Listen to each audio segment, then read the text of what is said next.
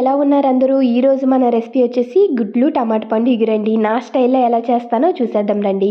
First అయితే గుడ్లు బాగా ఉడికించుకొని పక్కన తీసి పెట్టుకోవాలండి, క్లీన్ చేసుకొని. ఆ తర్వాత ప్యాన్ పెట్టుకొని ఆయిల్ హీట్ చేసుకొని, ఆయిల్ హీట్ అయిన తర్వాత ఆనియన్స్, సాల్ట్, కరివేపాకు వేసుకొని బాగా ఫ్రై చేసుకోవాలండి. ఫ్రై అయిపోయిన తర్వాత టమోటా ఇంకా పసుపు వేసుకొని టమోటా అస్సలు ఎక్కడ కనబడనివ్వకుండా బాగా మెదుపుకోవాలండి.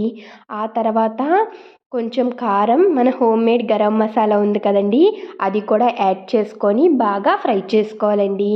బాగా ఫ్రై అయిపోయిన తర్వాత కొంచెం వాటర్ వేసుకోవాలండి, కర్రీకి తగ్గట్టుగా. వేసుకున్న తర్వాత వాటర్ అనేది ఒక్క చిన్న మరుగు వచ్చిన తర్వాత మనం ముందుగా పక్కన పెట్టుకున్న ఎగ్స్ తీసుకొని వేసేసుకోవాలండి. ఎగ్స్ అనేవి బాగా ఉడకాలండి. అప్పుడే మసాలా కారం మనం ఘాట్లు పెట్టి పక్కన పెట్టుకున్నాం కదా, మసాలా కారం అనేది బాగా పడుతుందండి. అంతేనండి.